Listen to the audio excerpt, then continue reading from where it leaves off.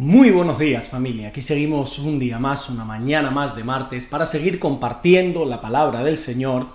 Y ya llevamos, creo que un mes o más, no recuerdo exactamente, compartiendo el capítulo entero, el capítulo 7, desde el versículo 1 hasta el versículo 29, todo ese capítulo 7 que terminamos ayer. Y hoy vamos a dar comienzo al capítulo 8 del Evangelio de Mateo, que vamos a estar meditando en esta mañana en el primer versículo, que dice así: Cuando descendió Jesús del monte, le seguía mucha gente.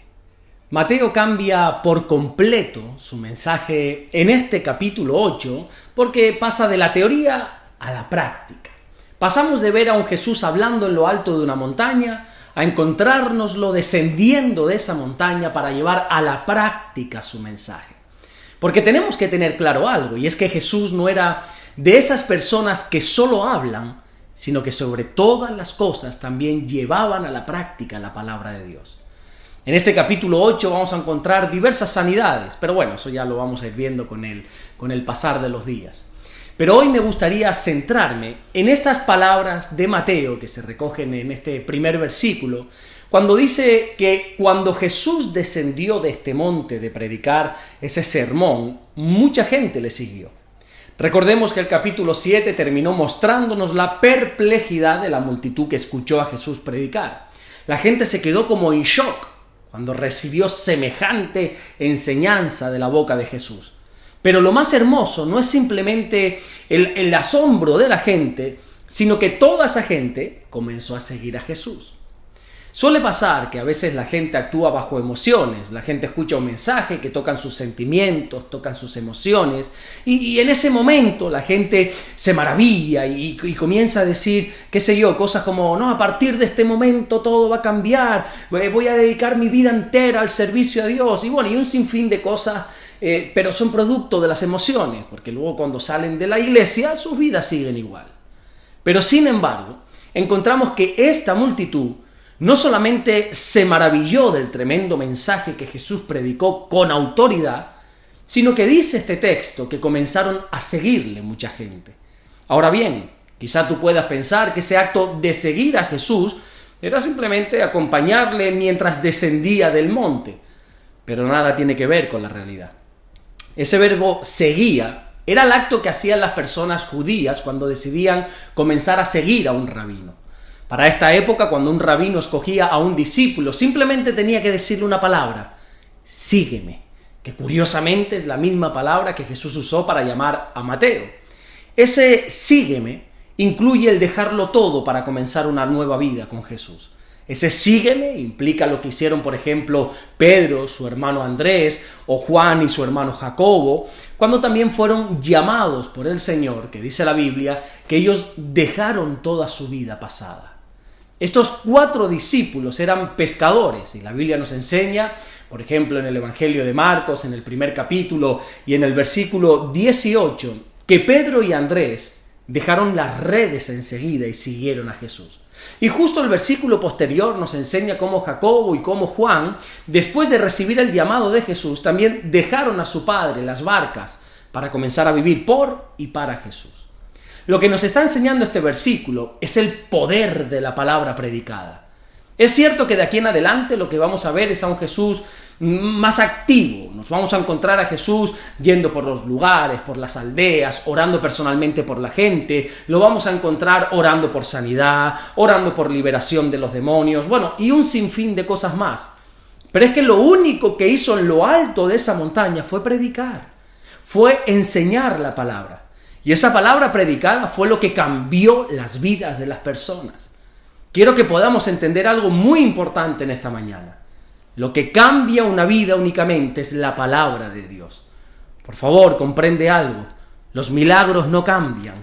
Los prodigios, las señales, las maravillas no cambian a nadie. De hecho, encontramos a gente recibiendo milagros de sanidad, como por ejemplo la historia de los 10 leprosos que fueron sanados, y sin embargo vemos que 9 de esos leprosos nunca más volvieron a acercarse a Jesús.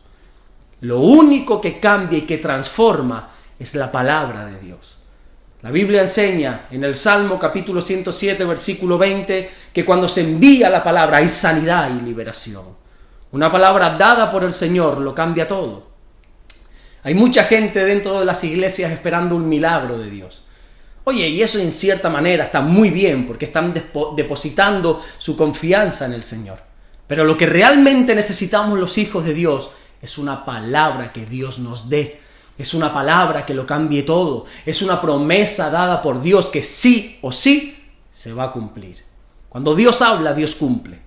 La Biblia nos enseña en la segunda carta que Pablo le escribe a los Corintios en el capítulo 1 y en el versículo 20, que todas las promesas de Dios son en el sí y en el amén.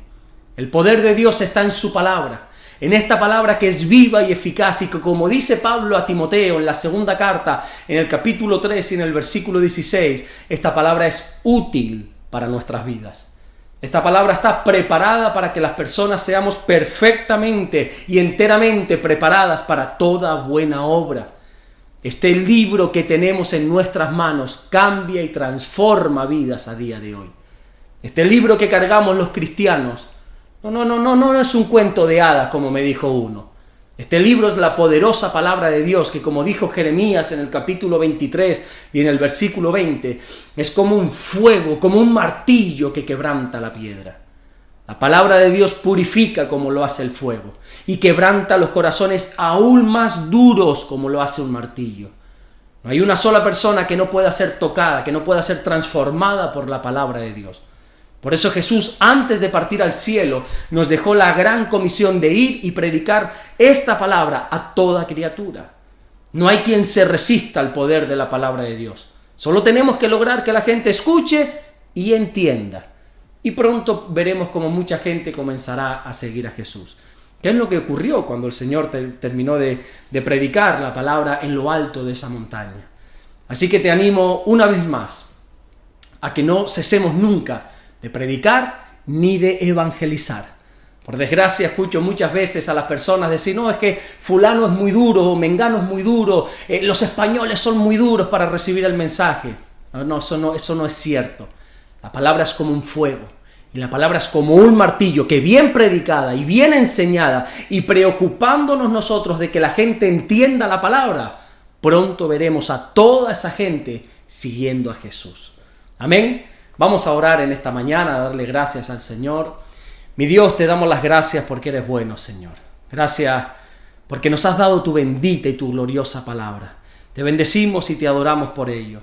Y en esta mañana te pedimos que nos guardes, que nos bendigas. Nos ponemos un día más, una mañana más en tus manos para recibir tu bendición. No queremos enfrentar este nuevo día sin tu bendición. Queremos que tú seas el centro de hoy, el centro de nuestras vidas.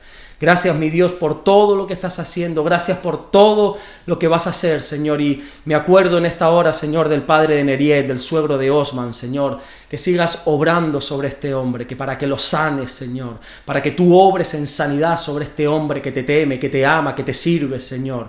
Haznos escuchar buenas noticias sobre la vida de este hombre. Te lo pedimos y te lo rogamos, Señor, en el nombre de Jesús. Amén y amén. Que Dios te bendiga. Estamos orando por el suegro de Osman, del pastor Osman en Colombia, el papá de Neriet, que bueno, pues tiene unas complicaciones médicas, pero nosotros somos de los que creemos en un Dios que todo lo puede, en un Dios que todo lo puede sanar. Así que si te unes a esta oración, te lo agradezco y pronto seguiremos dando noticias de cómo está el suegro del pastor Osman. Dios te bendiga, nos vemos mañana, si así Dios nos lo permite. Bendiciones.